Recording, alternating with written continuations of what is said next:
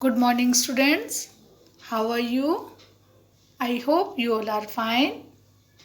Students, as you all know that in sociology we are studying chapter 1 समाज में सामाजिक संरचना, स्तरीकरण और सामाजिक प्रक्रियाएं।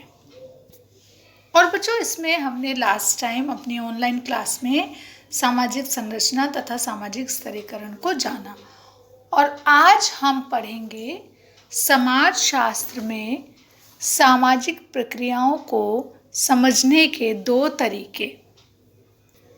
बच्चों सामाजिक प्रक्रियाओं को समझने से पहले मैं आपको बता दूं कि ये जो सामाजिक प्रक्रियाएं होती हैं ये मुख्य रूप से दो प्रकार की होती हैं।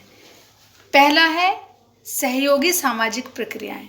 स्टूडेंट्स, सहयोगी प्रक्रियाओं को सहगामी प्रक्रियाएं, संगठनात्मक प्रक्रियाएं या एकीकरण लाने वाली प्रक्रियाएं भी कहा जाता है, क्योंकि इसका जो लक्ष्य है वो है सहयोग में वृद्धि करना। और बच्चों सहयोग, व्यवस्थापन तथा सात्मीकरण सहयोगी सामाजिक प्रक्रिया के प्रमुख उदाहरण हैं। दूसरा है असहयोगी सामाजिक प्रक्रियाएं। असहयोगी सामाजिक प्रक्रियाओं को असहगामी, विघटनकारी या पृथक्करण करने वाली सामाजिक प्रक्रियाएं भी कहते हैं। और प्रतिस्पर्धा यानी कि कंपटीशन, प्रतिकूलन और संघर्ष बच्चों इसके उदाहरण हैं। तो चलिए बच्चों पढ़ते हैं समाजशास्त्र में सामाजिक प्रक्रियाओं को समझने के दो तरीके। स्टूडेंट्स, हमने अपनी प्रारंभिक यानी कि जो हमारी प्रीवियस बुक है उसमें भी हमने सामान्य ज्ञान की सीमाओं को समझा। और समस्या ये नहीं है कि सामान्य ज्ञान आवश्यक रूप से गलत ही हो, लेकिन यहाँ इसका परीक्षण नहीं हुआ, इसलिए इसे हल्के में लिया जाता है। और वहीं दूसरी ओर सामाजिक परिप्रेक्ष्य में हर एक मुद्दे पर सवाल किए जाते हैं, इन्हें ऐसे ही नहीं मान लिया जाता है। अतः ये केवल ऐसी व्याख्या से संतुष्ट नहीं होता जिससे पता चलता है कि मनुष्य में प्रतियोगिता अथवा सहायता या संघर्ष जैसा भी मामला हो।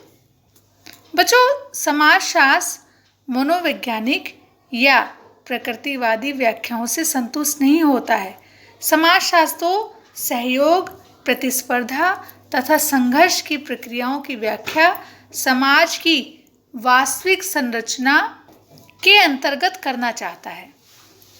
बच्चों हमने समाजशास्त्र परिचय में भी चर्चा की थी कि समाज में किस तरह विभिन्न संस्थाओं को, चाहे वो परिवार हो, अर्थव्यवस्था हो अथवा सामाजिक स्तरीकरण या सामाजिक नियंत्रण की समझ व्याप्त है ना। और हमने ये भी देखा कि किस प्रकार प्रकार्यवादी प्रथा संघर्ष के परिपेक्ष्य के अनुसार संस्थाओं की समझ में भिन्नता है।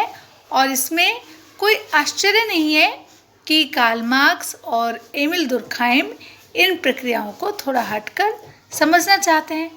ये दोनों ही ये मानकर चलते हैं कि मनुष्य को अपनी बुनियादी आवश्यकताओं को पूरा करने के लिए सहयोग करना पड़ता है। बच्चों संघर्ष के परिप्रेक्ष्य में इस बात पर बल दिया गया है कि किस प्रकार सहयोग के प्रकारों ने एक ऐतिहासिक समाज को दूसरे ऐतिहासिक समाज में परिवर्तित कर दिया है। उदाहरण के रूप में सरल समाजों में जहाँ अतिरिक्त उत्पादन नहीं होता था वहाँ व्यक्तियों में आपसी सहयोग होता था और वे वर्ग, जाति और प्रजाति में नहीं बटे थे। लेकिन जिन समाज में अतिरिक्त उत्पादन होता था वो चाहे जमींदार हो या पूंजीपति हो, प्रभावशाली वर्ग का अतिरिक्त उत्पादन पर अधिकार होता था तथा सहयोग भी संभावित संघर्ष या प्रतियोगिता से जुड़ा होता था। स्टूडेंट्स, हमारी संघर्ष के परिप्रेक्ष्य संबंधी समझ के अनुसार समाज जाति, वर्ग और पितृसत्ता के आधार पर बटा होता है। वहीं कुछ समूह सुविधा वंचित हैं और एक दूसरे के प्रति भेदभाव मूलक स्थिति बरतते हैं और प्रभावशाली समूहों में ये स्थिति सांस्कृतिक मानदंडों, ज़्यादातर जबरदस्ती अथवा हिंसा के द्वारा भी उत्पन्न की जाती है। बच्चों, सहयोग, प्रतियोगिता और संघर्ष को हर एक समाज की सार्वभौमिक विशेषता के रूप में देखा जा सकता है, जो समाज में रहने और इच्छा पूर्ति करने वाले विभिन्न व्यक्तियों की अनिवार्य अंतःक्रियाओं का परिणाम है।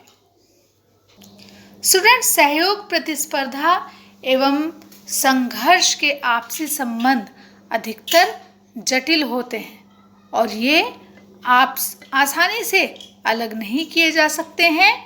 स्टूडेंट्स, ये समझने के लिए कि सहयोग और संघर्ष किस प्रकार अनुलग्नित हैं और बाध्य एवं स्वैच्छिक सहयोग में क्या अंतर है, आइए अपने जन्म के परिवार में संपत्ति पर स्त्री का अधिकार जैसे विवादास्पद मुद्दे पर नज़र डालते हैं। समाज के विभिन्न हिस्सों में ये जानने के लिए कि जन्म की संपत्ति के संबंध में स्त्रियों का क्या दृष्टिकोण है, इस पर एक अध्ययन किया गया और स्त्रियों की एक अच्छी खासी जनसंख्या ने संपत्ति पर, अपने अधिकार पर बोलते हुए अपनी बेटी के प्रेम और बेटी के लिए प्रेम के विषय को उठाया। लेकिन इस विषय पर भावनात्मक न होकर आशंका पर बल देते हुए कि वो ना तो थोड़ी या संपूर्ण किसी भी प्रकार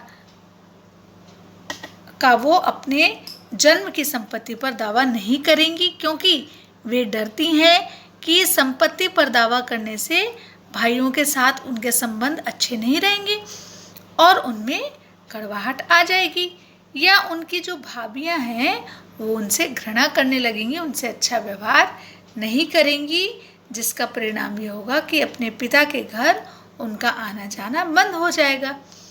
संवेदनाओं में एक करीबी संपर्क होता है। स्त्रियों में अपने जन्म के परिवार का एक भाग बने रहने तथा उनकी उन्नति में सहायक होने और मुसीबत की घड़ी में काम आने की इच्छा रहती है। स्टूडेंट्स, आज की क्लास में हम इतना ही पढ़ेंगे और हमारा नेक्स्ट टाइम जब लेक्चर होगा तो उसमें हम सहयोग तथा श्रम विभाजन पर चर्चा करेंगे। ओके स्टूडेंट्स, फिर मिलते हैं। Bye bye.